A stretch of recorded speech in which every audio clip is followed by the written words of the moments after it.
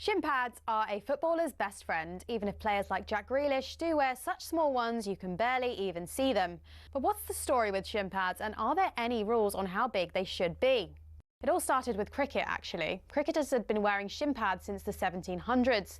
They'd been introduced not for leg protection, but instead to give batters a strategic advantage. The idea was that batters could put their leg pads in front of the wicket if they missed the ball, preventing them from being bowled out. Obviously, that all changed when the LBW rule came in, but that was the theory behind them. It was thanks to this guy that shin protection made its way over to football. Meet Samuel Widdowson. He was a cricketer and a footballer.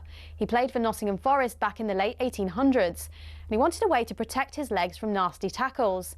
Apparently, he'd broken his leg in a match against Sheffield United in 1874 and wanted to stop it from happening again.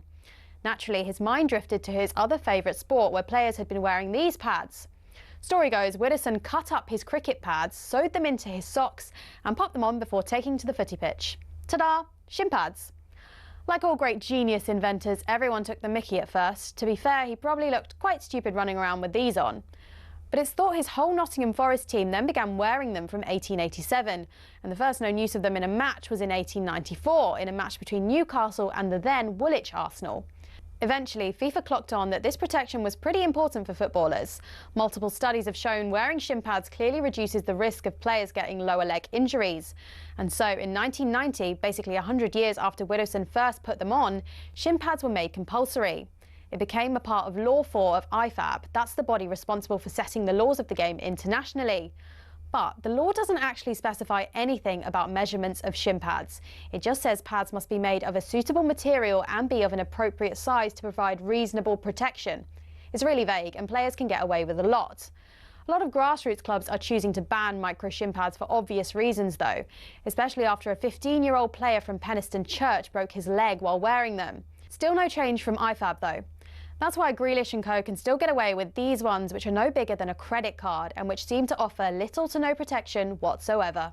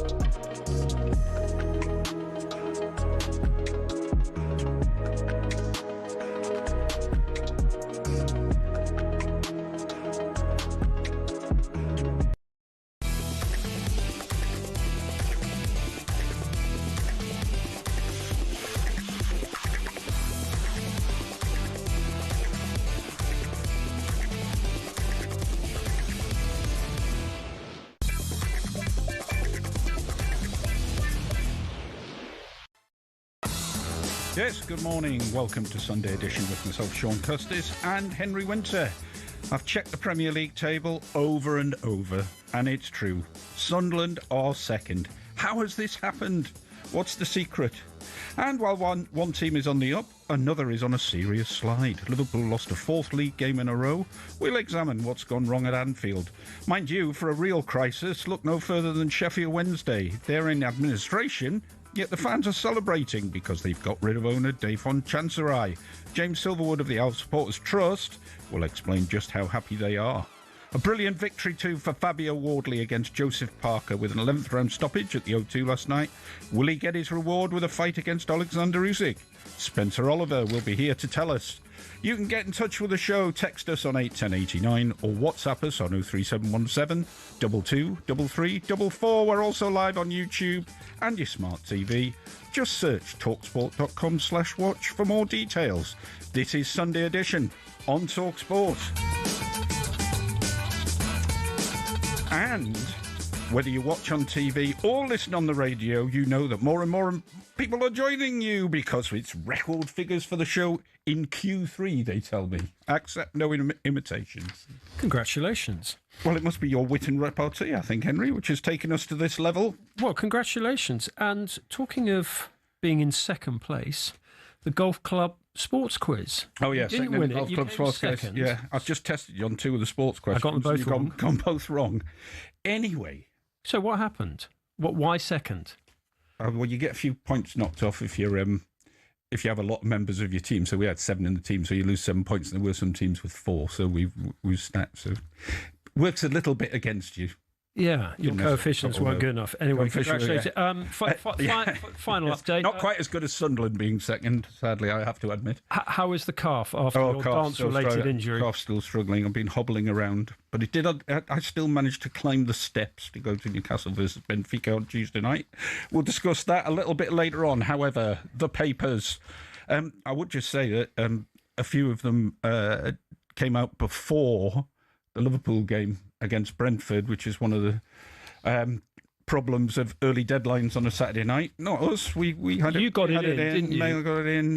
Mirror, I think, maybe, but some didn't. And so the front of the Observer, which is Man United, which is fair enough, I guess, because it was it was a good story, nice picture of Matheus Cunha back in the game. Cunha helps a rejuvenated Manchester United to 3 wins in a row, and they were good. I mean, Cunha is a fantastic player. I mean, he's shown his versatility this week. When you saw him at Anfield last weekend, when he was playing as the centre of the two, Mount on the left and Bremo on the right, and he was sort of dropping off so Bruno Fernandes could make his sort of darts through. He was almost like a sort of false 9, and then he went back into a position we're sort of slightly more familiar with him as a 10, effectively. Amarin loves his 2 10s, and he was very effective there. I mean, his control of the ball, his work rate.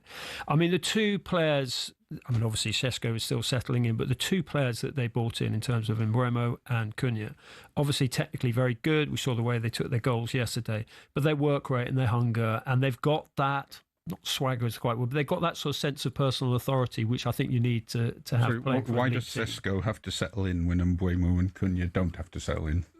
Well, I think in terms of his pre-season was a little bit more delayed than theirs. I'm being kind. I mean, I just think he's a good player and he's putting the work in, but I'm just sort of accentuating the positives of the other 2 players, the number 10s. Do you think they got, I don't know, maybe a little bit of fortune with the when the Brighton player was through and got fouled, or maybe didn't get fouled? In terms of, well, it could have been a sending off. Yeah, absolutely. I thought it was they did try to sort of explain it in terms of he'd overrun the ball and then got taken out, which I'm not quite. However, the way when Brighton got back to 3-2 in the old days, it might well have ended up 3-3, and instead they went back the other end and banged in another one. So yeah, that suggests there's a little bit more about them than previously. Yeah, and they did it without Harry Maguire, who was obviously the hero of last week. Where do we go? Liverpool we're going next? to now. Liverpool. Very big on the back page of Mail on Sunday. Mail on Sunday, and I mean your point about the deadlines is an issue. They've got a very good spread inside. Ollie Holt, their chief sports writer, Brentford 3, Liverpool 2, makes the point. Henderson shows Slot what his side are missing after latest capitulation. In terms of A, the hunger, and B, the kind of that midfield control, which Liverpool have lost. Obviously, they were missing Gravenberch yesterday. But that, everyone's talking about the defence being shaky and the forward line not clicking. But I just think that so much of last season was rooted in that midfield 3 and the fact that they were all on top of their game. Szoboszlai, who's actually been playing well this season, occasionally out of position. McAllister's really not been at the races this season, and Gravenberch has been injured. And Wirtz is still... And Wirtz is, yeah, I mean, I don't... how you fit all these talented players in. But Brentford, I thought, were terrific. And I know you love a long throw. Well, indeed. It's been a great week for the long ball, actually. You saw one of the greatest long throws. Yeah, Nick Pope's long throw the other day. But to be fair, that's always been a tactic. Even the possession guys like, Man City have used it a lot, even when they were trying to keep the ball for the whole game. But it was brilliant. Yes, I will get onto that because... North East football fans, we've got a bit of a Sunderland Newcastle special coming up after the break. The Mail makes it champs to chumps. Are we at chumps level for Liverpool yet? Is it a blip, or was actually the win in the week the blip? Well, yeah, interesting. Fourth straight Premier League defeat. Would you have Isak back at Newcastle? No, but do you know the one thing in my mind always was that he was slightly injury prone. Definitely. And it is proving to be a big problem for Liverpool. No, nobody at Newcastle would have him back now. And it's not just because of Voltemade. We've moved on. Things are different, play slightly differently. And no. Ironically, Isak would benefit from a player like Voltemade in that sort of form, playing effectively as a 10. He's a good link player. Yeah, and I think he's... How would the Liverpool turn this round then, do you think? Mark Gay in January?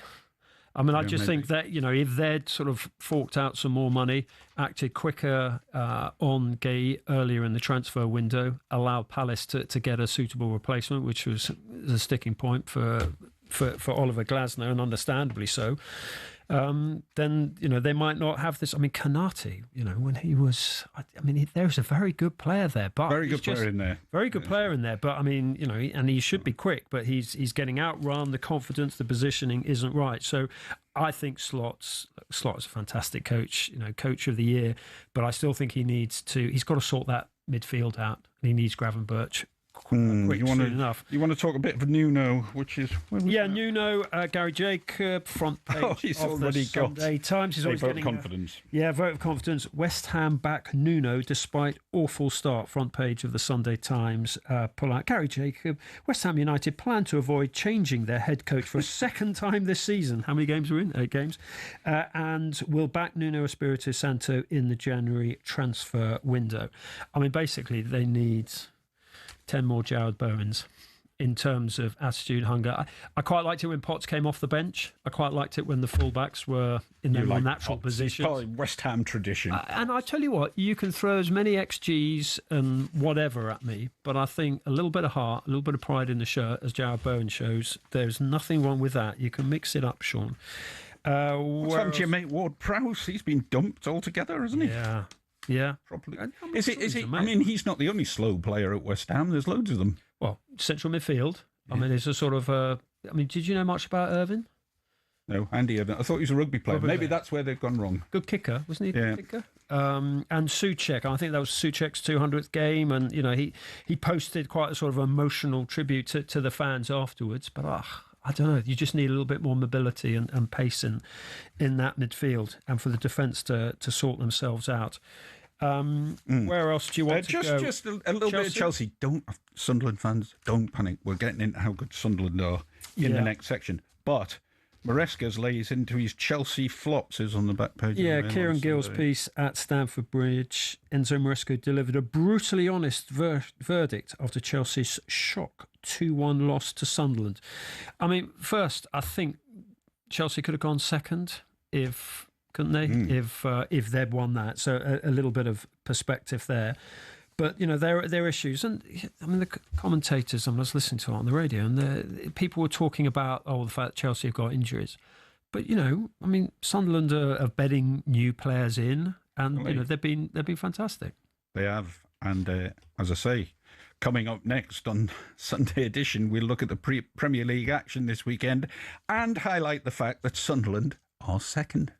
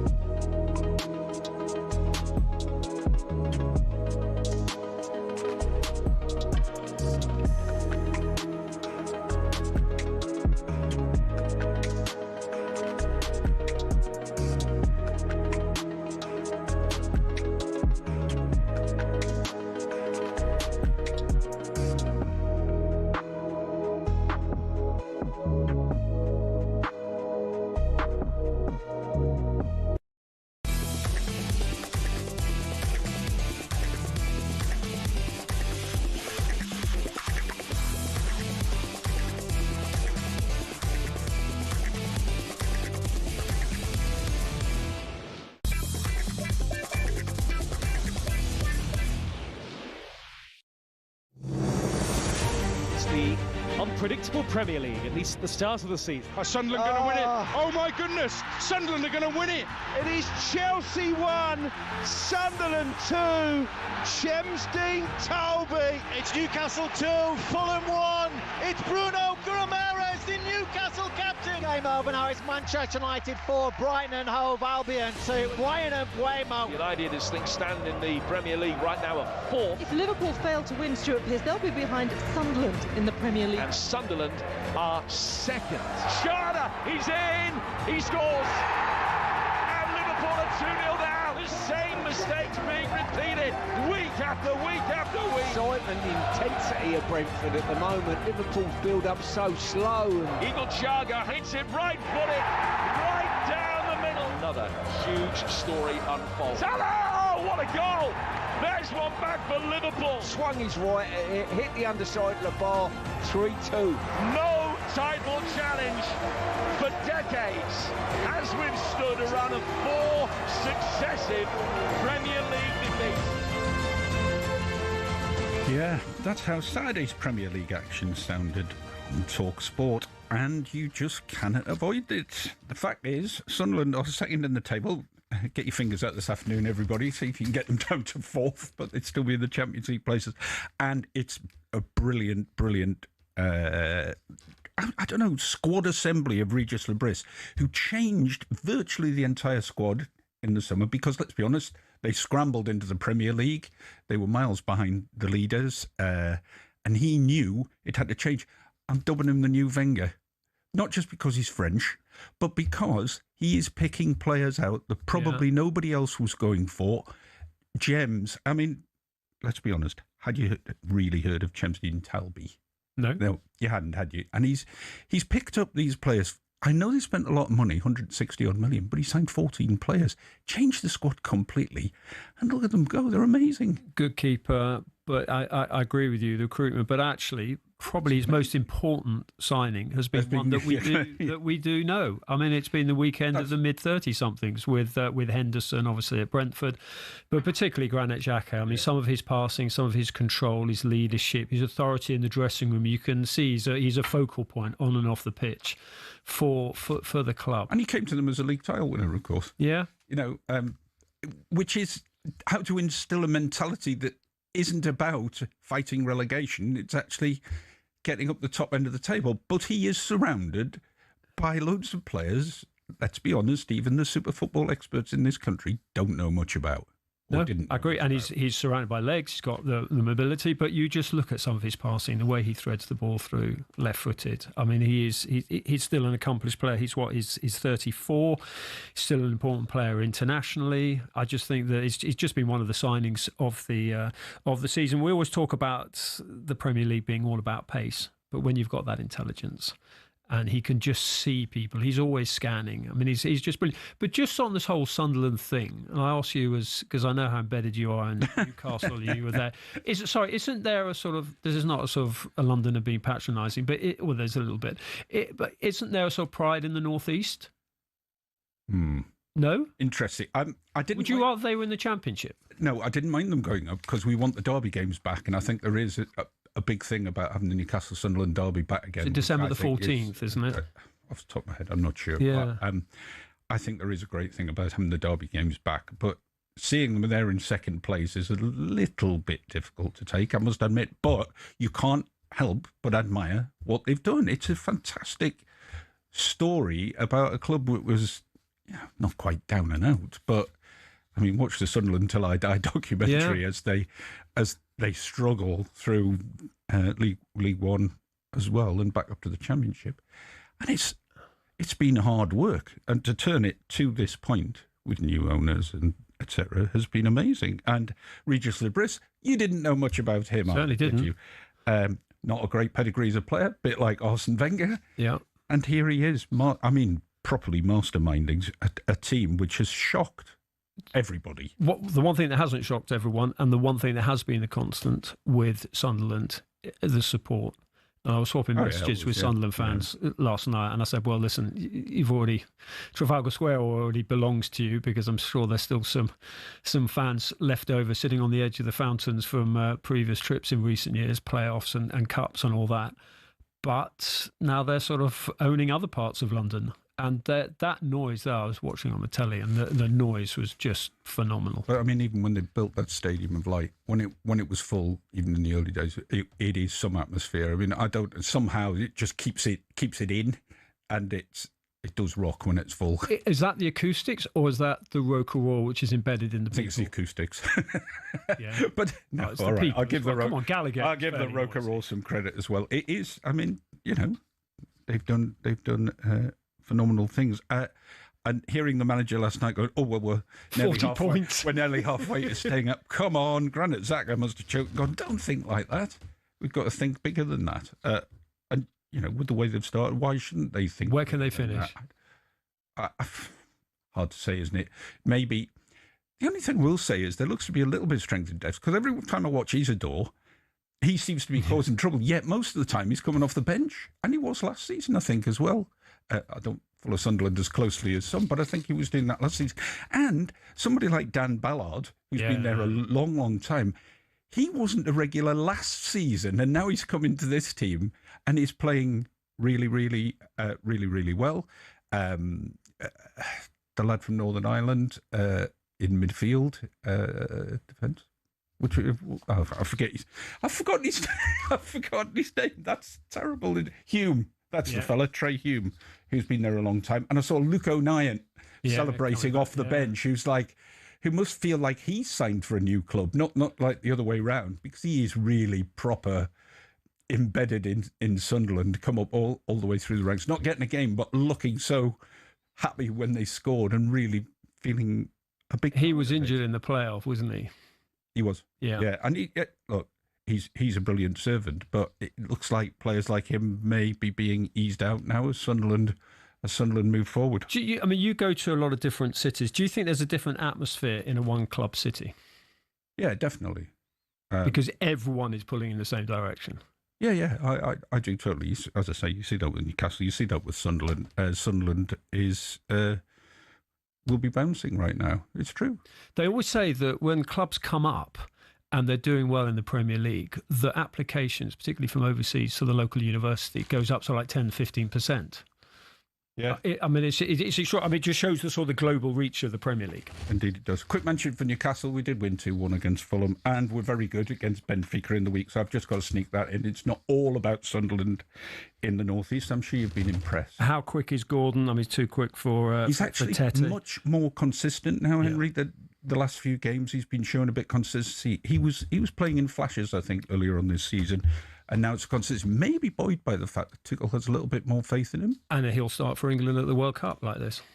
What, instead of your man Rashford? Well, I just think that he's just that little bit better than Rashford in terms of what he's done for England. Yeah, he's playing well. And also is your old pal Harvey Barnes, who comes on and causes quite a little bit of havoc. But isn't he more a havoc bringer when he comes off the bench rather than when he starts?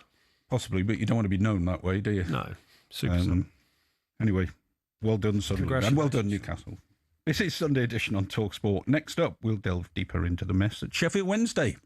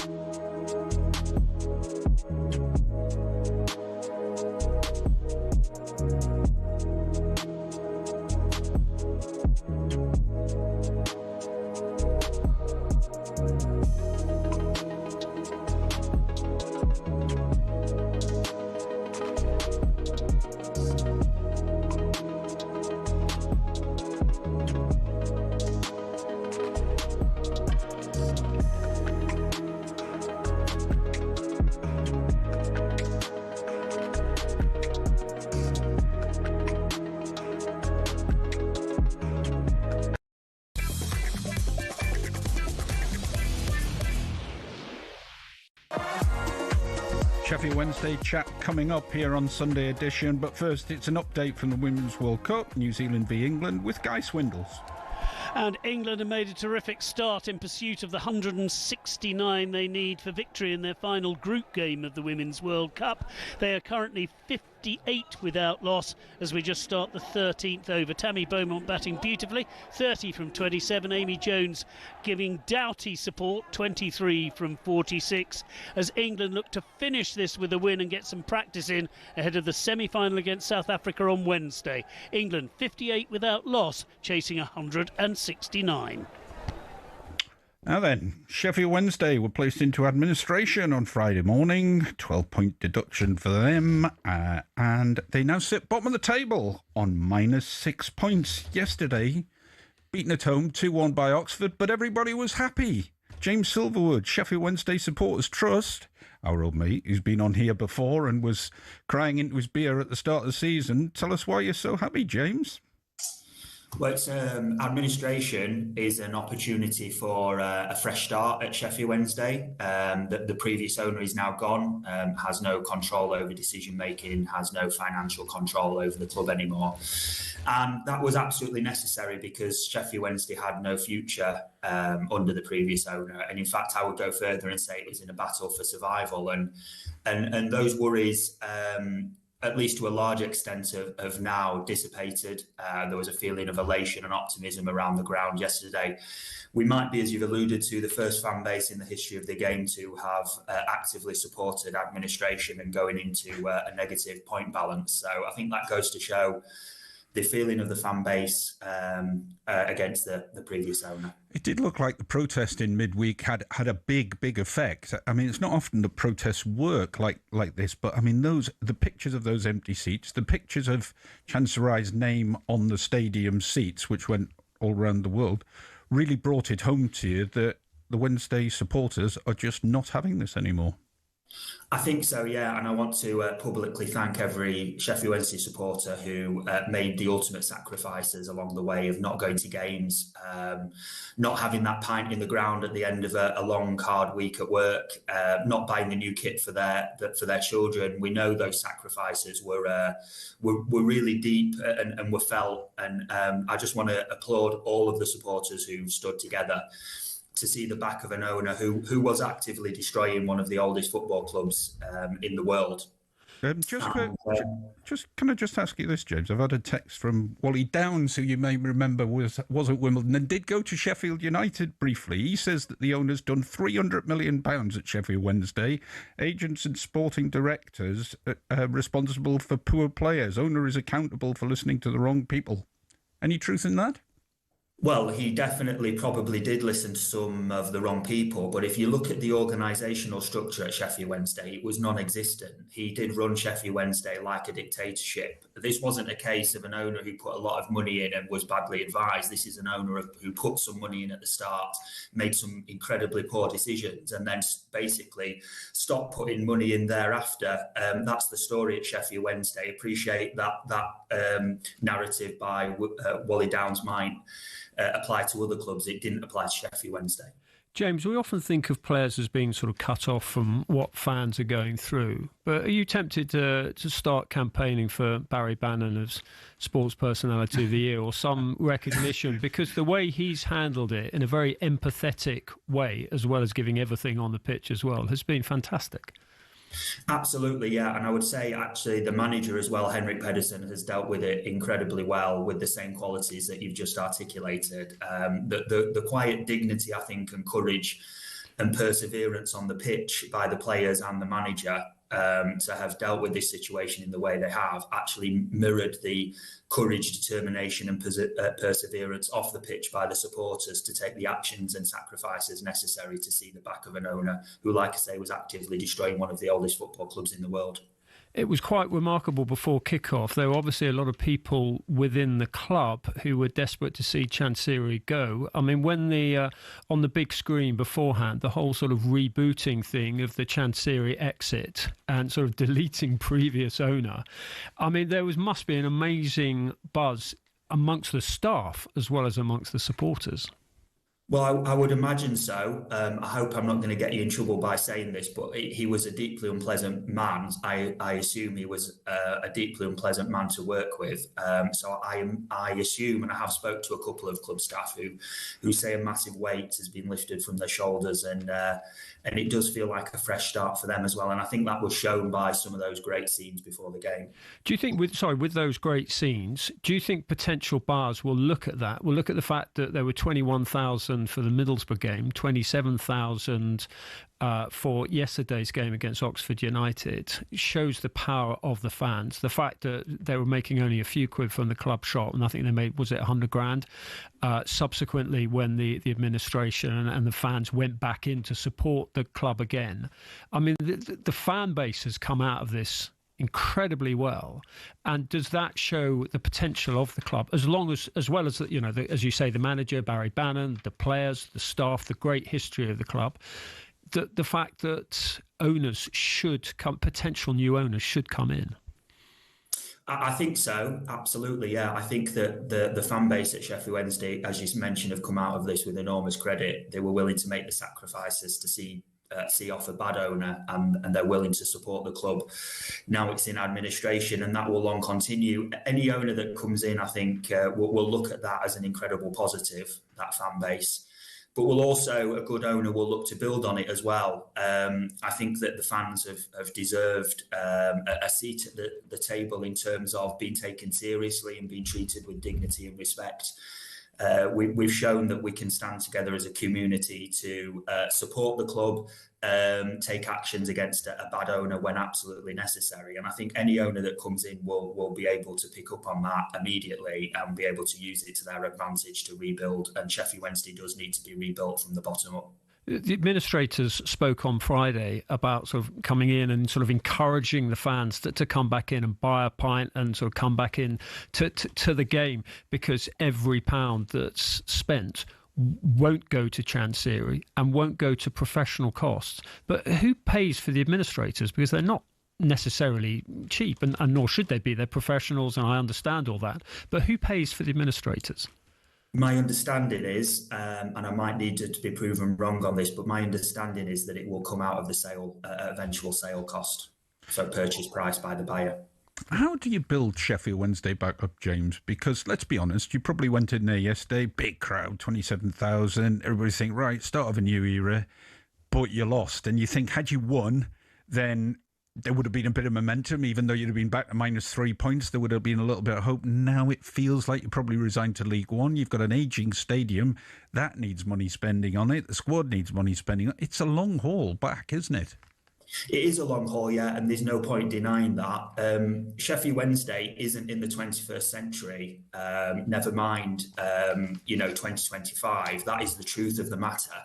It's a huge rebuild project. The entire organisational structure on the business side needs to be reformed. It needs to have fresh impetus and fresh people brought into that with new ideas and vision. The commercial revenues that a modern football club need aren't supported by the ground, which is incredible. It's got a long history, and of course is for a part of England in Liverpool is of course a site of memorial as well. But it does need a lot of change and structural engineering work to support those commercial revenues that a modern football club needs. We desperately need a new training ground, which is no longer fit for purpose for a club that aspires to rebuild. And that's before you look at the squad, of course, that does need a lot of help as well. And I say help because the squad, as Henry mentioned earlier, deserves a lot of credit for how they've performed at the start of this season. And I think they've represented the values of Sheffield, which is when faced with adversity, it stands up with courage and determination and doesn't back down. And the fans have acted like that as well. The club have acted the players have acted like that. The manager has acted like that. And it's been a great sense of togetherness. James, what are the lessons for football? I think the lessons for football are, to a certain degree, encapsulated within the incoming football regulator, because they will be able to, if of course they go through with that in the way that it is currently intended, which will be important, they will be able to judge owners on their merit during their ownership rather than as a one-off test at point of purchase. And they'll be tested on a large range of other qualities other than just can they afford to run the football club? Because, of course, one of the problems we had at Sheffield Wednesday was for several years, the English Football League under their rules were signing Dave Chansiri off because periodically he was showing them a bank account with a certain amount of money in. Now, that's their rules. It's not necessarily their fault. You might say it is, but it wasn't good enough at Sheffield Wednesday, and it's led us to the position where we are. So part of the answer is the football regulator. The second answer, I think, is actually taking fans seriously and giving them a bit more of a say and treated a bit more respectfully within football clubs. We do know our communities. We do know how people think, how people act. We live there. We work there. We fall in love there. We know the people, and I think that if football clubs listen to fans a little bit more, were a bit more respectful, put in place proper structures for fan engagement, then some of these problems that we see in football might not be happening. James Silverwood of the Sheffield Wednesday Supporters Trust. Very well said, James. Good luck for the rest of the season. And Henry, I think they've proved that boycotts work. If you're totally united as a fan base and all decide not to go to the game, it has a heck of an effect. Which they were. I mean, my only concern was the fact that you have got sort of staff working in the sort of the merchandising and in the sort of the refuelling centres who, there is that side because they might lose their jobs because obviously no one's coming to buy things. But hopefully better times are ahead for Sheffield Wednesday. This is Sunday Edition on talkSPORT. Next up, it's our feature Best of the Best, and we're focusing on Britain's European champions.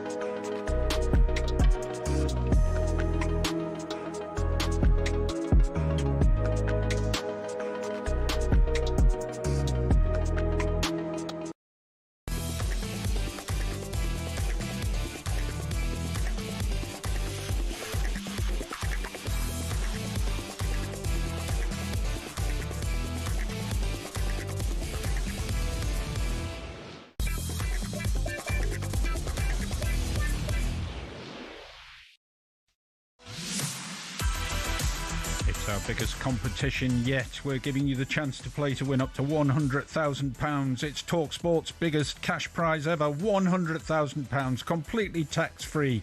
If you're the lucky winner, the excitement doesn't stop there. You'll also be coming to talkSPORT Towers on Thursday, 13th of November to play for that life-changing cash prize.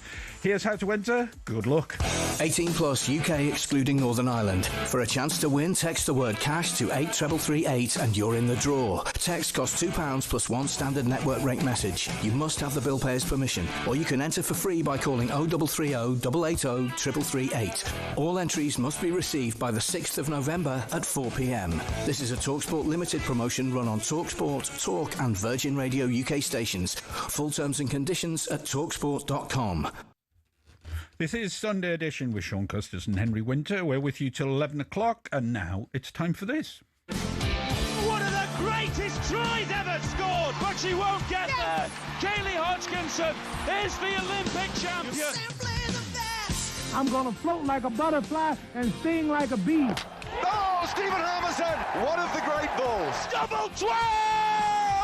Oh, my word! Best of the best on Sunday Edition. I think I'm a special one. I think he's done it! Yes! You beauty! Let's be having you! On talkSPORT. And because we had so many great performances in the Champions League during the week, today we're focusing on Britain's greatest European Cup or Champions League victory ever. That's the whistle. Nottingham Forest defend their European Cup title. Not many people thought we were going to do it, but I did. Beckham to swing this one in again. Sheringham wins it. Solskjaer with the goal for Manchester United. I can't believe it. Football, by the hell. Shevchenko has to score. Oh, it's a terrible penalty, and Liverpool, against all odds, have won the Champions League. Back from the dead.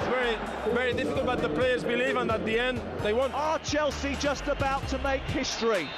Drogba steps up, right-footed, and wins the European Cup for Chelsea.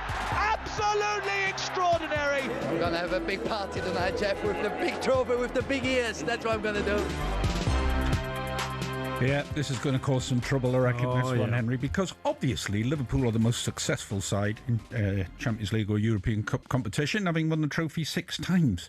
But was any of those the greatest Champions League or European Cup victory ever? And do we take into account how much money you spent on your team, who you beat to get there, etc.? Because if you go right back to 1967 and the Lisbon Lions, Celtic, you would say that team was, I mean, they picked them from the houses round the corner. Yeah, all 11K were born within 30 miles of Parkhead. I mean, we were there in 2004. But in 2004, Euro 2004 in Lisbon, because England trained, it was at the National Stadium where Celtic beat Inter Milan and Mazzola and players like that 2-1.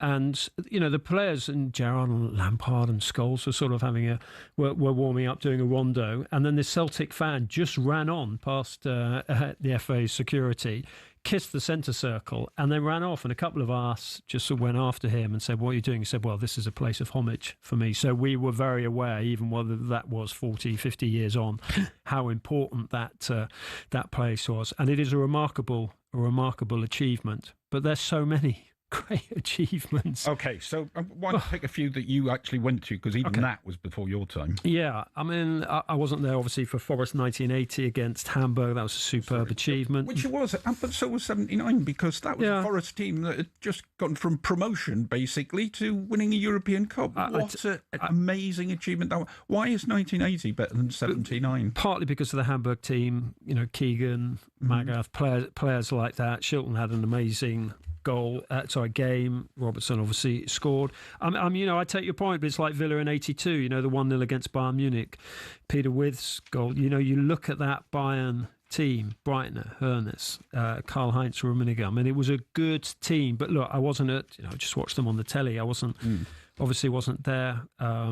Manchester United in 68. I mean, that was a formidable Manchester United team. But yeah, of the 4 finals that I was at, I mean, Manchester United, involving English teams, absolutely. Yeah, Manchester United 1999, And we heard that great Ferguson commentary or reaction. I mean, the fact that in the knockout stage they had Inter and Juventus.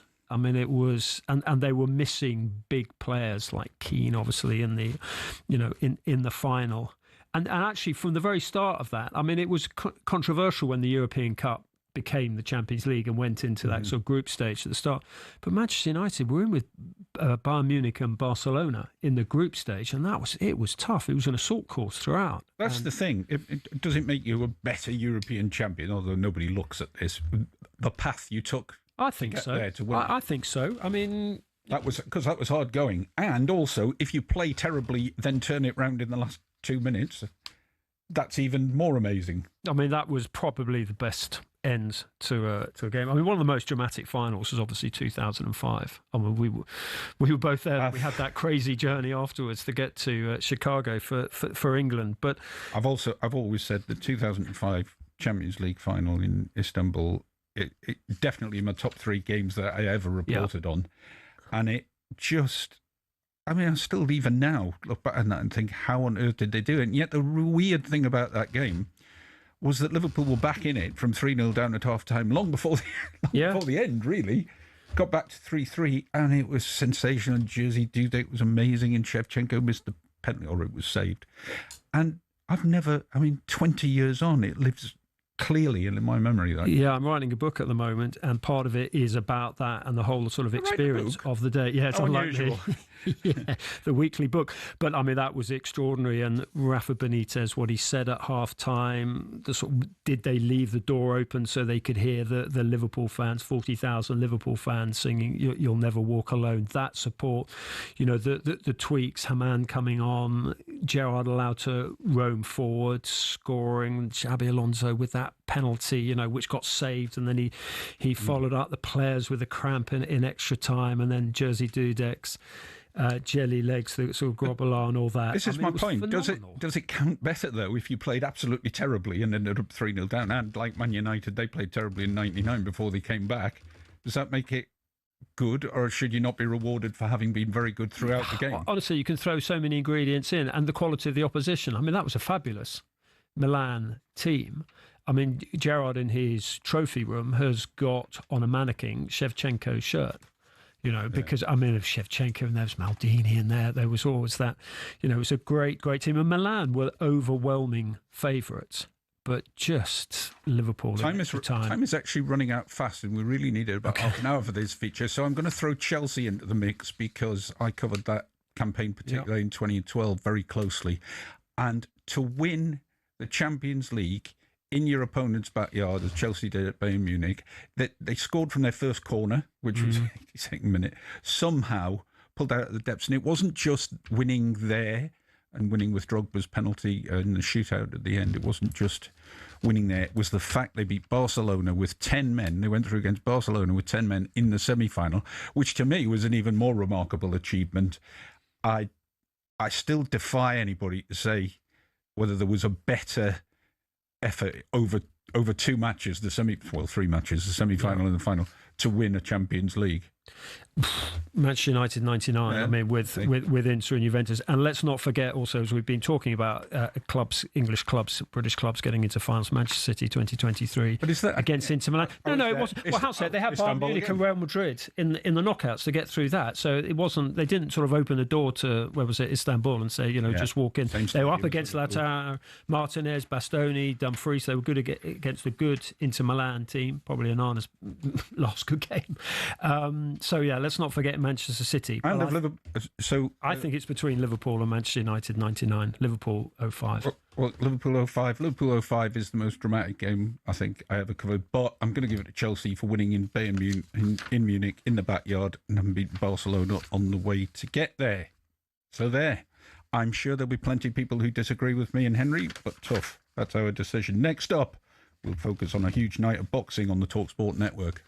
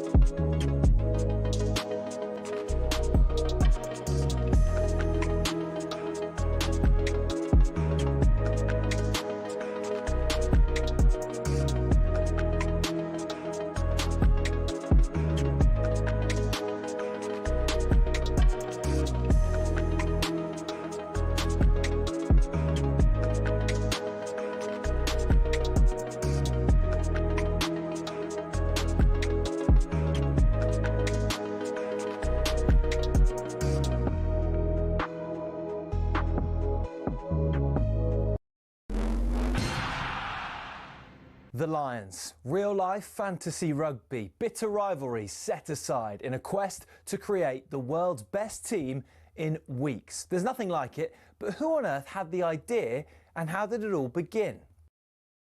Incredibly, the first Lions tour was organised and funded by three men who played in England's first ever Test cricket match. Opening bowler Alfred Shaw, opening batsman Arthur Shrewsbury and captain James Lillywhite. The 1888 Lions squad then, made up of 17 English, 4 Scots and 1 Welshman and a Northern Irishman, took a 46-day boat trip to New Zealand before heading to Australia. The Lions weren't alone on the boat. Also on board were 300 stoats and weasels who were brought over to eliminate New Zealand's rabbit problem. The first ever Lions captain, Robert Seddon, died of drowning midway through the tour while sculling on a river. Andrew Stoddart, who was another of the cricketers there, took over and was the star of the tour. The next one was the first to get official recognition from the RFU against the newly formed Springboks. Although the Lions won the series and beat the Boks again 5 years later, in the 12 series since in South Africa, they've only won 2. New Zealand has proved an even tougher hunting ground, just a 1 series win for the Lions in 11 attempts, which came in 1971. And then there was that nail-shredding drawn series in 2017, only the second in Lions history. Only once have the Lions clinched a series after losing the first test, 1989, when David Campese's infamous ghost pass was pounced upon by Ian Evans. Before World War II, the Lions had a dark blue strip, which on the 1930 tour forced the All Blacks to play in all white. So in 1950, the iconic red shirts, white shorts and blue and green socks combination was born. It remains the symbol of the greatest alliance of adversaries in all of sport. To borrow the phrase from Jim Telfer, the Lions is Everest.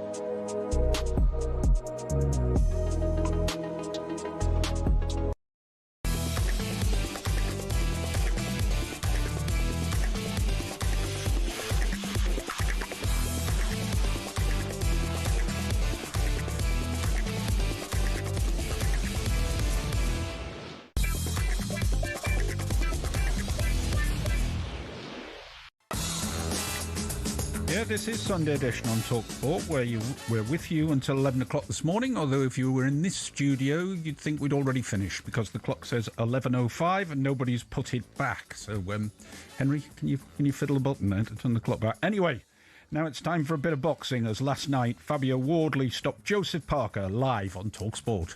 The hour of truth has arrived! Joseph Parker, he lands a big right hand. Oh, the shots are gone, and he's in trouble here, Wardley.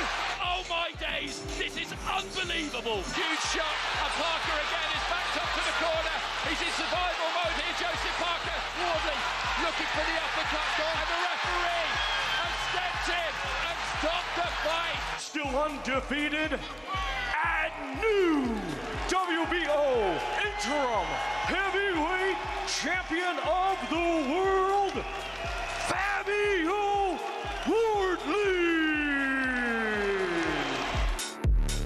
Yeah, victory for Fabio Wardley, stopping Joseph Parker in the 11th round last night. And the result means that Wardley should now have a mandatory shot at undisputed heavyweight world champion Alexander Usyk. And he discussed a potential matchup with the Ukrainian at the post-fight press conference. Ultimately, he could be in my back garden. I wouldn't care. Like, tell Usyk to turn up, give him the directions to Ipswich. I'll give him my postcode. He can come find me and we can do it in the garden. Like, I don't care. Like, as long as he's there, bring his belts. Let's get this on. I don't know how I put that one into words. That has been the goal for a number of years now. That's been the objective. That's been everything I've wanted. It's a wild one to say, but one of the generational talents, one of the best to ever do it, on all the marbles. All I've ever asked for is the opportunity, and I've got that. And I'm not planning on stopping here. I'm not planning on getting in the ring with Usyk and going, look, thanks for having me, and just rolling over. That's not what I'm about. I think you saw that tonight. So when that bell does go, me and Usyk do finally get in the ring, he's going to have to work for it. Now, talkSPORT's boxing expert Spencer Oliver was there last night. Spencer, if it's mandatory that he fights Usyk, why is there a little bit of doubt about it?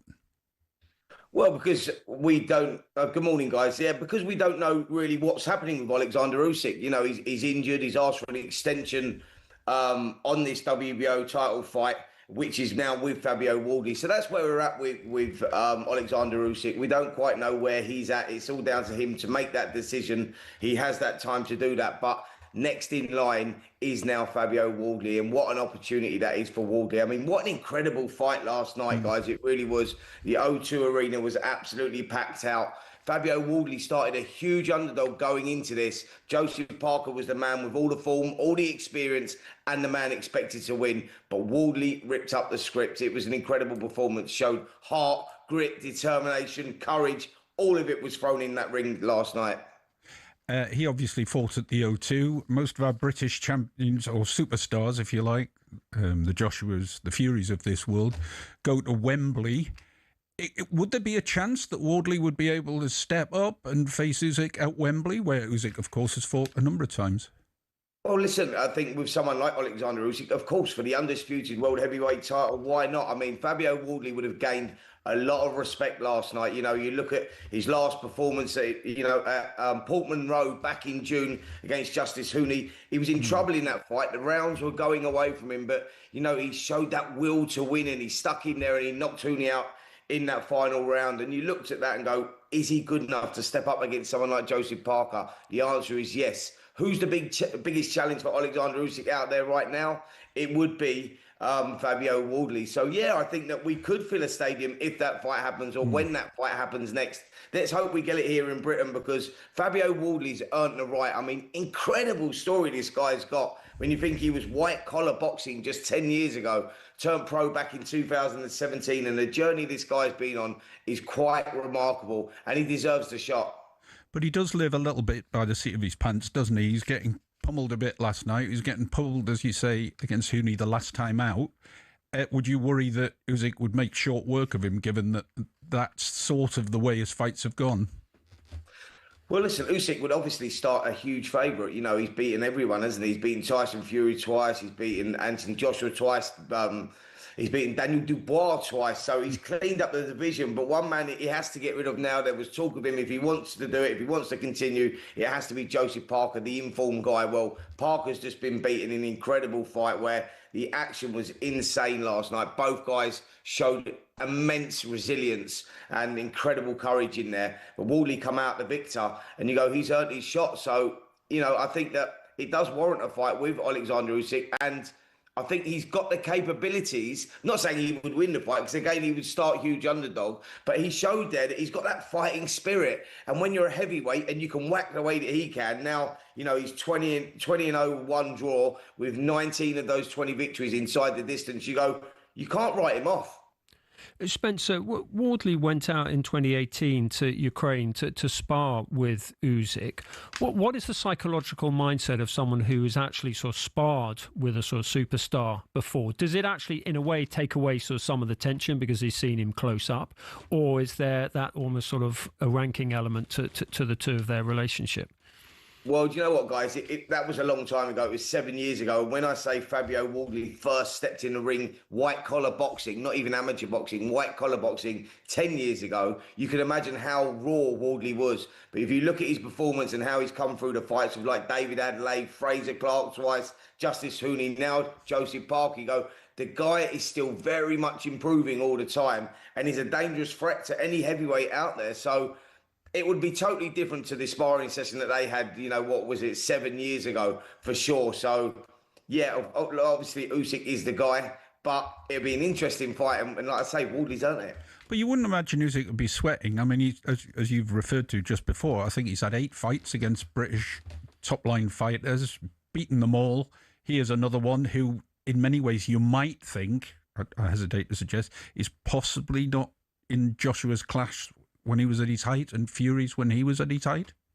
Well, that's a difficult thing to say because, like I say, Wardley's one of these guys that because he doesn't have that experience, he doesn't really think too much. Everything's instinctive and he will roll the dice and he'll gamble and he loves a tear-up. So that makes him dangerous because if you stay in the pocket with him too long, get too greedily, Wardley will make you pay for that. And what we found out about Fabio Wardley last night was, did he have that power? Did he carry it up into the world class? And the answer is yes, because Joseph Parker is a very durable guy that has, taken some of the biggest shots with the names that you've just mentioned there, and he's come through those fights. And he may not have won against the likes of Anthony Joshua, but he took the punches and he showed that he's got that resilience to take those punches. But Fabio Wardley last night, that was something quite special.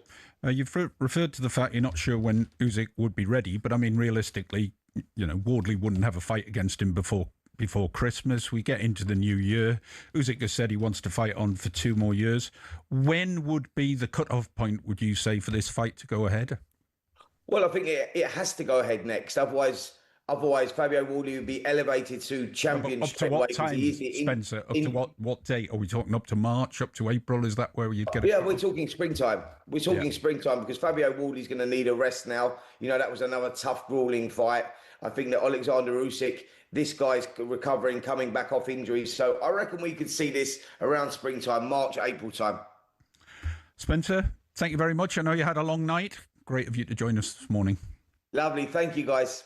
Henry, success for somebody from Ipswich, not something you hear very often. Yeah, and he was in the academy there, wasn't he, Fabio Wardley?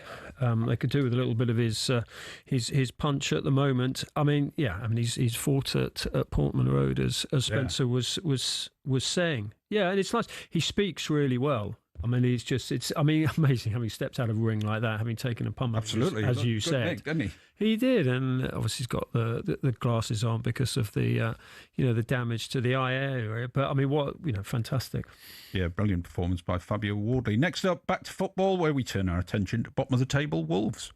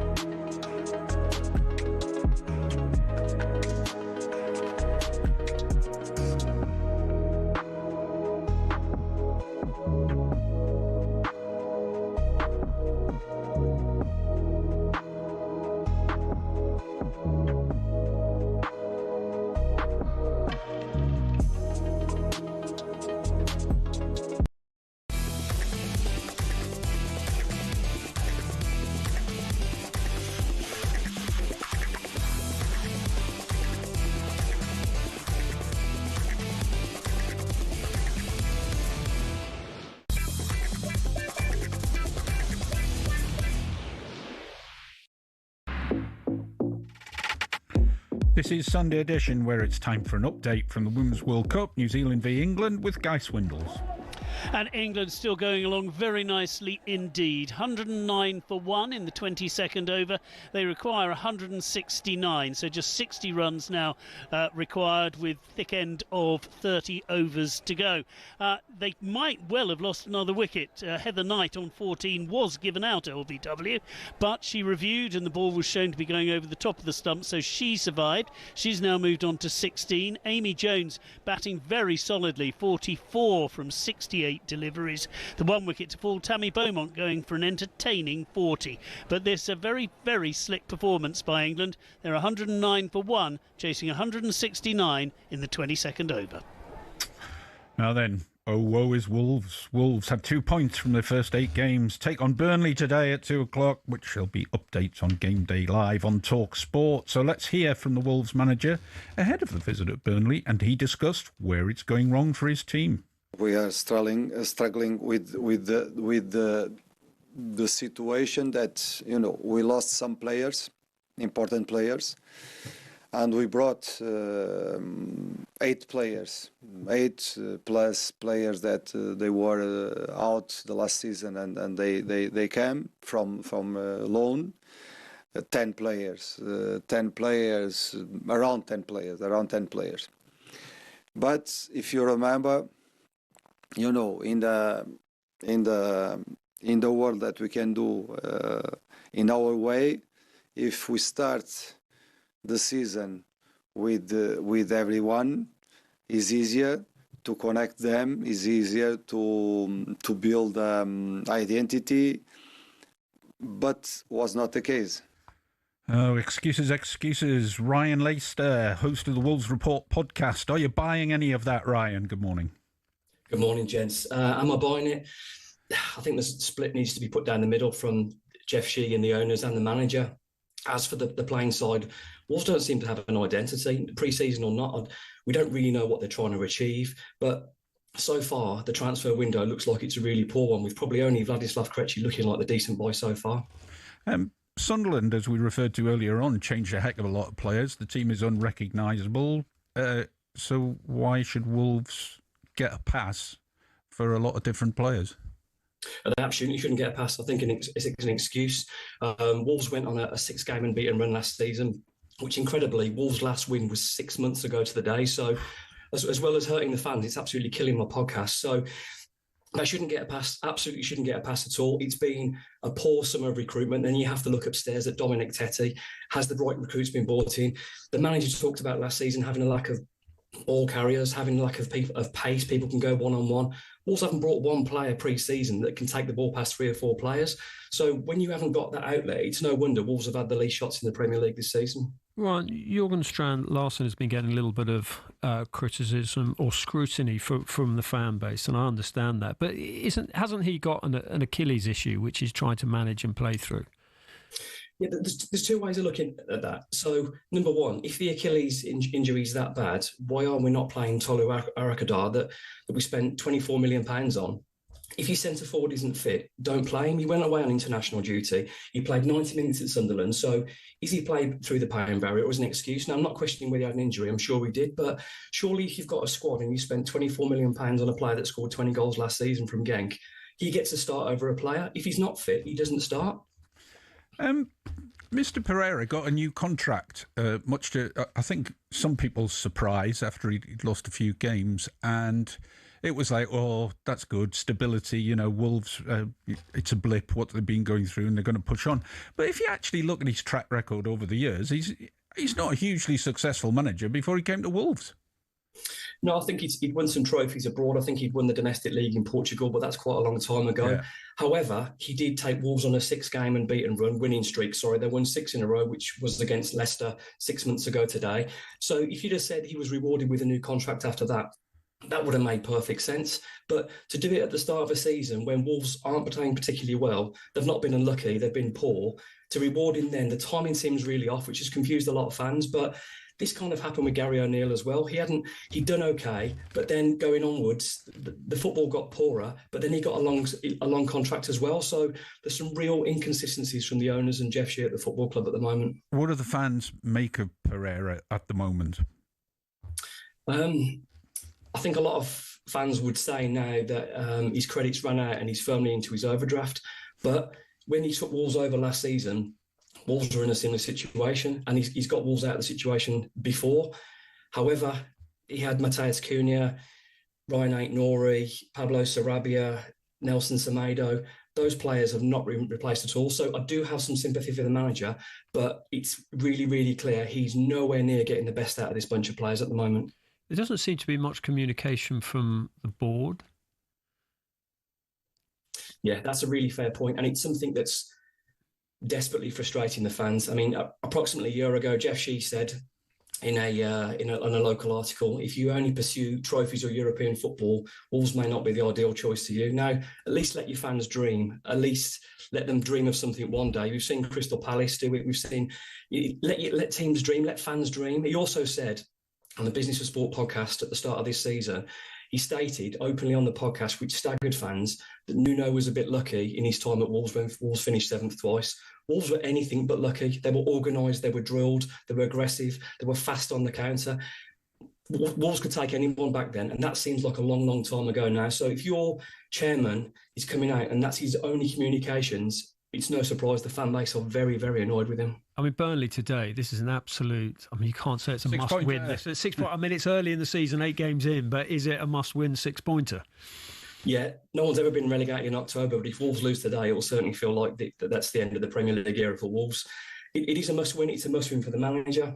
It's a must-win for the players, and the fans need it as well. We're going to Molineux this afternoon, desperate for a win, but there's been a real lack of responsibility and bravery. The manager needs to be braver with his selection.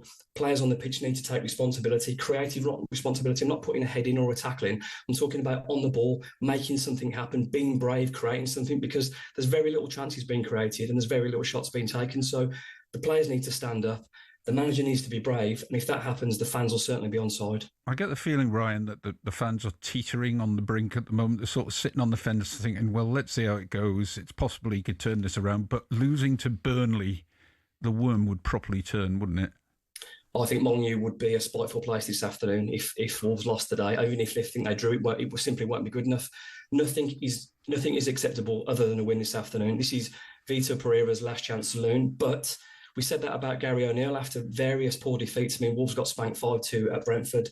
A couple of months later, they lost 4-0 at Everton. And it just went on and on for Gary O'Neill. And the timing, the ability to make a good decision at the right time, it seems to have eluded those in charge of the footballing custodians at Molineux. So I wouldn't trust that if Wolves didn't win today, that he would be departed. And I wouldn't trust they've got anyone lined up either. Ryan, I follow you on X, and I mean, you're very strong. I mean, the whole sort of no more excuses, players have to take responsibility. I mean, you're very emphatic on that. You've been emphatic on it on the podcast, so have a lot of supporters. Are the players aware of that level of concern amongst the supporters? I would like to think so. One of the things that frustrates me and the guys on the podcast is when players come out, oh, it's got to get better, we've got to do better. I don't want to see your tweets or your Instagram posts. I want to see you going absolutely out there and giving absolutely everything for the shirt. And I have to say, I don't believe they've done that so far. They're saying they're trying everything they can. I don't believe that. Molineux will not accept anything but 100% effort. I can accept if players aren't good enough, but you've got to take responsibility and you've got to leave it all out there today, and nothing else will do. Because if you don't, Burnley are a really well-organised side. They'll tuck in, they'll frustrate you, they'll counter and they'll beat you. Wolves need to be brave today or they'll not be winning. Ryan Leicester, host of the Wolves Report podcast. Thank you very much. Good luck today. You hear that a lot, what Ryan referred to there. You know, the players come out and, oh, we've got to stick together. That's the secret to pushing it through. It's bigger than that, isn't it, Wolves? What, in terms of the messages that players put out on Instagram and all that nonsense. and everything? Nothing. Players have to stick together. It's nonsense. Yeah, but I mean, the flip side of it for players, if they don't say something, then the players said, oh, you know, they all sort of, fans say they all cut off. I mean, I think they could do it with a little bit more sort of emotional engagement, but absolutely. I mean, I hope they've looked at Ryan's posts, because they're pretty emphatic. They've got to run through the wall for the fans today. This is Sunday Edition on talkSPORT with Shaun, Custis and Henry Winter. We're talking Everton Spurs next.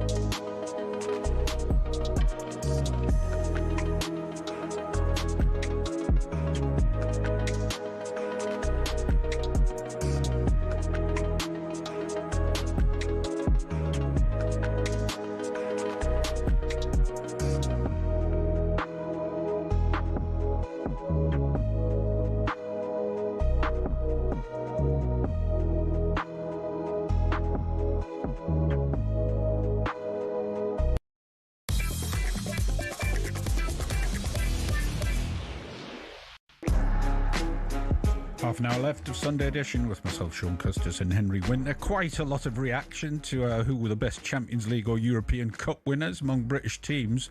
Ryan wasn't happy about Henry bringing up Man City, who he says won the Champions League with 115 charges hanging over their head, which they are all denied by City. That shouldn't be looked at with admiration. It should be looked at with disdain. Shaun from Kent reckons there was actually the biggest robbery in European Cup history against Leeds. Lorimer 1-0. Clark, definite penalty after a Beckenbauer handball. That was Leeds v Bayern Munich, 1975 in Paris. The final has been forgotten. They should make a film about it, says Shaun from Kent. I don't think it's been forgotten. Every time you go to Ellen Road, all you hear is Champions of Europe. Do you think they were robbed that night? Yes. What for those two specific reasons? Just yeah. I mean, if you look at the game, they were not helped by the officiating. Indeed. Never mind Leeds. Unfortunate, but there you go. But they still bear it. Well, how many years? 50 years. 50 years of hurt. 50 years of hurt. Now then, on to Everton Spurs, which takes place this afternoon. Everton 12, 11 points, but lost to Man City last week. Spurs 6th. On 14 points, but they lost last week to Aston Villa 2-1 and they drew in midweek against Monaco. Anyway, earlier this week, Henry caught up with Everton midfielder James Garner at Everton in the community event, and he actually asked him about the form of his teammate, Jack Grealish. He's arguably been one of the best players in the league so far this season with his stats, so, there's no coincidence where when he gets the ball, something happens, so, you want to get the best players on the ball, like the front three, and, I want to be passing to him to go and score a goal if I can. But, he's always wants the ball and he's always there to help. So, like I said, you want to be passing to your best players and something like that. So he's obviously an entertainer. Is he like an entertaining character as well? He is, yeah. He's very lively. He's very, he's come into the group and settled right and just how I thought he would, to be honest with you. Like, he's been here for years. So that's helped him coming into the team. Yeah. The manager's talked you up. Well, what's the manager like? How's he been for you? Yeah, no, he's been really good since he's come in. He's given me a little bit more of a licence to express myself and get on the ball. And the last few seasons, I've not really had the licence to really show my qualities, and that's just how the team was playing. It's nothing to do with no manager or nothing like that. It was more of just how the team was structured and played and stuff like that. So with this manager now, we play a little bit more football and there's a lot more chance for me to get on the ball and try and make something happen, really. Yeah. Sean Dyche is obviously, you know the club. Mm-hmm. What would he bring to Forest? He definitely brings something different than the previous two managers. In what sense? In terms of they will be a lot more direct in the way they play. Players are going to have to adapt to it. They've had, obviously, the last three managers, including Shaun, are three completely different managers. So, it'll be tough for the team to adapt again now to a new style of play. But, we're all Premier League footballers, so we need to adapt to whatever's put in front of us, and I'm pretty sure they'll be able to do that. A wide-ranging list of subjects covered there in Henry's edited interview. James Garner himself, actually, he's making progress, because when I Googled him just before, he's gone above the actor James Garner, famous for Maverick, Rockford Files, and all of that. And he is, I know we started with the Grealish subject, but just on Garner himself, he is actually helping make Everton tick. He is. I mean, whether he's playing at right back or central midfield, I think he's been terrific. But I mean, he's been good for a while. He came through the ranks at Manchester United, highly regarded in the England age group setup. Obviously, won the Euros before last with Lee Carsley in 2023. He's only 24. I mean, he's playing really well. I mean, it was interesting. He was talking about that sort of partnership or that connection with Jack Grealish, and of his 300 odd passes that he's played this season, about 60 odd of them have gone to Grealish, because as he says, when you've got a player who can make things happen like Grealish, it makes sense to sort of feed in the ball as often as possible. But it was really good. It was quite a sort of fun day, actually, just the way that, I mean, Everton and Arsenal have got the oldest community operations, amazing work that Everton do in the community. And this was like, they had this darts event with Joe Cullen, Joe the Rockstar Cullen, who I think you've met, and they had this. Yeah, you did meet him, didn't you? I have. We crossed swords a little bit, but there you go. You didn't cross arrows, so. No. But it was good. But anyway, they were using Everton and Joe Cullen and Kiernan Dewsbury Hall and James Garner were with local school kids and using maths. Using darts to sort of help local kids with their maths. Well, no, they did, and I mean, to win it, Garner needed a bullseye, which he nailed, and he's a big darts fan. I mean, it's interesting when you talk to players and you just sort of see what they take from other sports. He's a huge watcher of the NBA documentaries like The Last Dance and is it Starting Five, the most recent one with LeBron James, and what you can take in terms of that sort of obsession, the marginal gains, the dedication. So but brilliant scheme that Everton do. Everton in the community. And James Garner playing very well. What can the Everton community expect from Spurs today, do you think? You haven't really quite cracked it under Thomas Frank, a bit of a struggle the last week. There's a lot of support, certainly in the media, and I'm sure amongst the Spurs fan base and their players for Thomas Frank, because he's such an engaging individual. He sets them up well. But it's not been a good week. It's not been a good week, no. But I think that they got pummeled by Monaco. They did get pummeled by Monaco. So, yeah, but I'm sure they need to sort the centre forward out. I mean, whether it's Kolomwani, whether it's Solanke, whether it's Charlison playing more central. They've got a slightly deeper squad now. But you can't deny that Spurs are going in the right direction. Away from the Premier League, it's actually El Clásico this afternoon, which is 3:15 this afternoon. Madrid versus Barcelona, Bellingham versus Rashford. We'll have keen eyes on this one. Madrid leading the way by a couple of points. I hesitate to suggest, but a lot of English football fans might be trying to think, where can I get this on the TV or hear it on the radio? Because it's a biggie, isn't it? It is a biggie. I mean, I know it's always a biggie, but... Yeah, it's well, from our perspective, yeah. I mean, look, first, it's the biggest. Well, it is the biggest club fixture in world football. So I mean, the Argentinians might sort of dispute that, but yeah, I mean, it is huge. It's a pity that Trent Alexander-Arnold's not fit, because that would be interesting to see. Would he get a game? If he was up against Rashford, I'm looking at it from our sort of parochial English perspective, and is Rashford where he plays? Because Flick, who's obviously been part of the remaking of Rashford in terms of his just in terms of that sort of engagement with a player who needs to feel that he is supported tactically on the pitch and also by his manager. Flick has been using him slightly more central when needed if there've been injuries there. So I mean, it's, and also the whole Bellingham thing. I mean, we crossed swords and words on it during England week. I just think he is such a good player, and I understand that concern about this. Who else? The swagger. I don't have a problem with that in players. And particularly if other players don't have a problem with that, and I don't know whether England players have got an issue with this world-class player they've got in Bellingham in terms of his appreciation of his own qualities. I think he's a fantastic player, and England need him at 10, and I hope Tuchel's watching today. I know I've taken the mickey a little bit about your admiration for Rashford, but I can't deny that when I was watching the game before the Newcastle match during the week, when they were playing Olympiacos, he really looked like he belonged. Now, I know they were playing against 10 men, and that Olympiacos sending off was the most ludicrous sending off I think I've ever seen in football, but getting into his stride, he really did look part of it the other night, that second half. Yeah, I mean, he's got, exceptional players there. He feels loved. I've not spoken to him. I'm just sort of, from what I can see, but the pace, I mean, that pace is just ferocious, and you can see why Tuchel likes him. I still think he is number 2 to Gordon in terms of the pecking order on the left, but he's probably third behind Watkins as Kane's understudy. So it looks like he's going to the World Cup. This is a big year for him. He's 26, 27. He needs to deliver. He's not going back to Manchester United.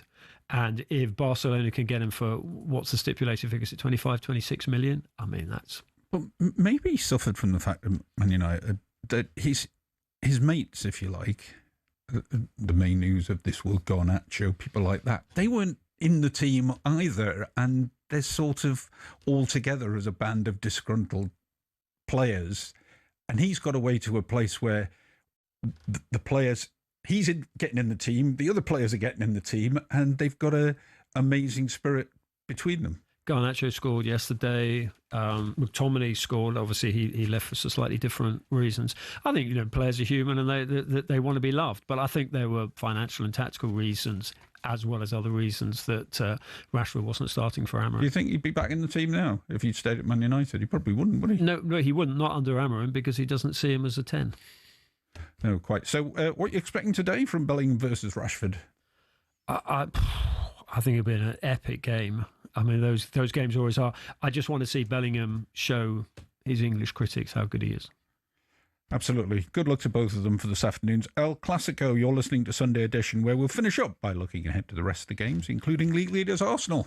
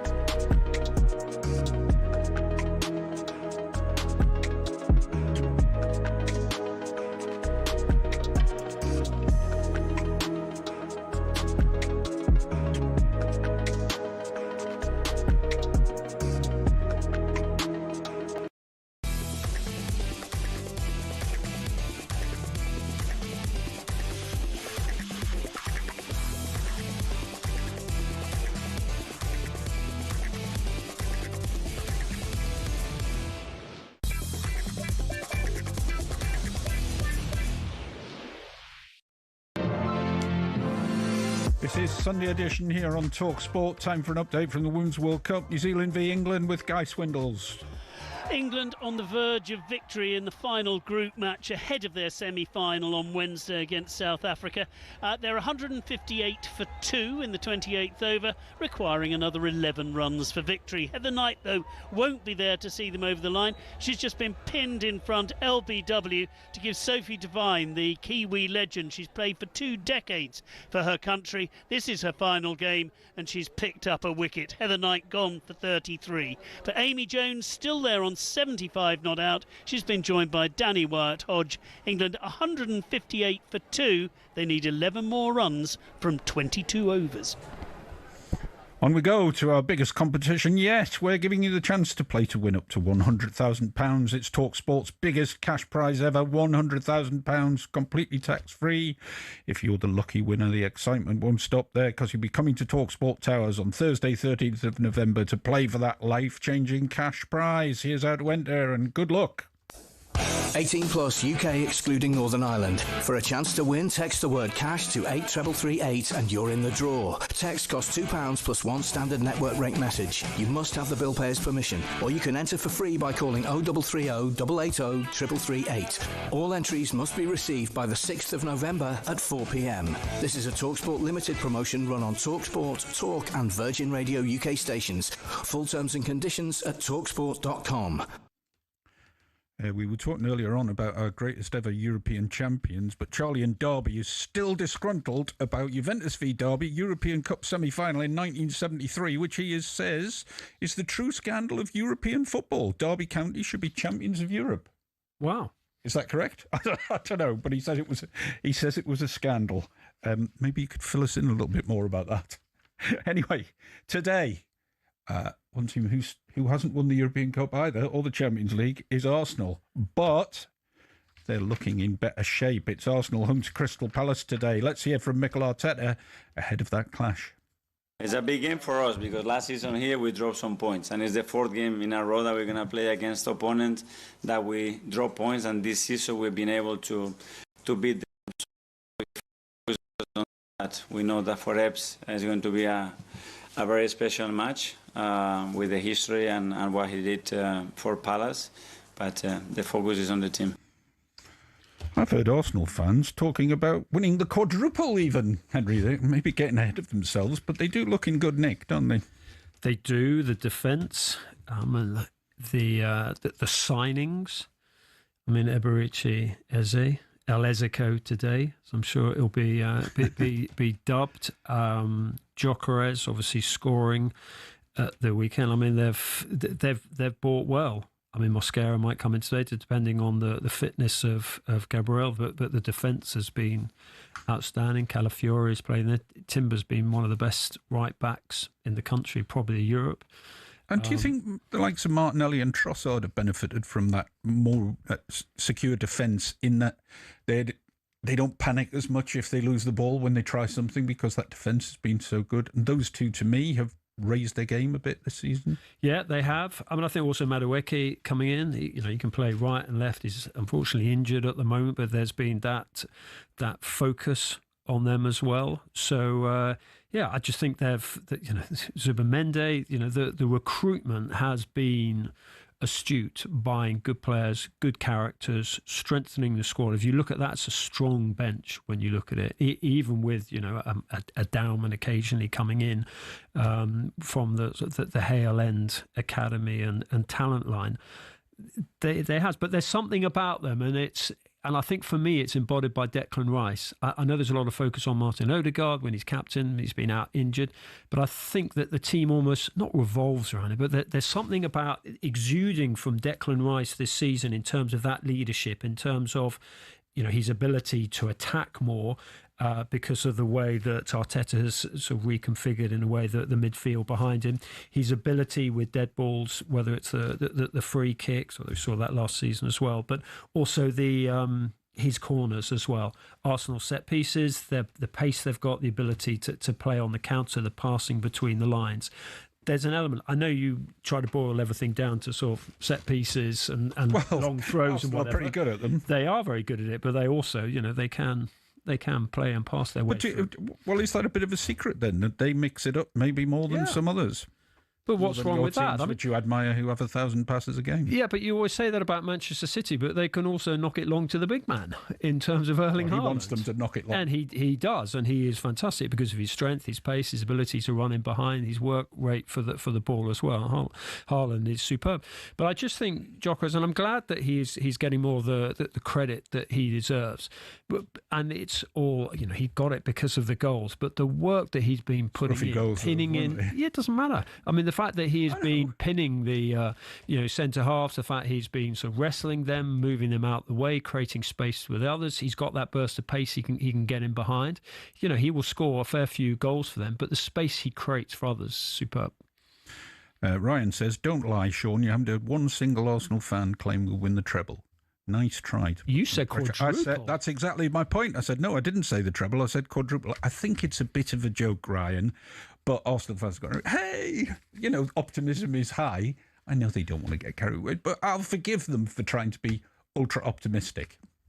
I mean, the fact that sort of Liverpool have tailed off a bit, that Manchester City is that helping them? Liverpool tailing off. Well, it does help with points. But if Liverpool have maintained that, yeah, I'm sure you're right. Yeah, absolutely. And I think there's a different mood in Arteta this season. Just listening to him there is just, I think there's an element of control with Arsenal. They've absolutely got that.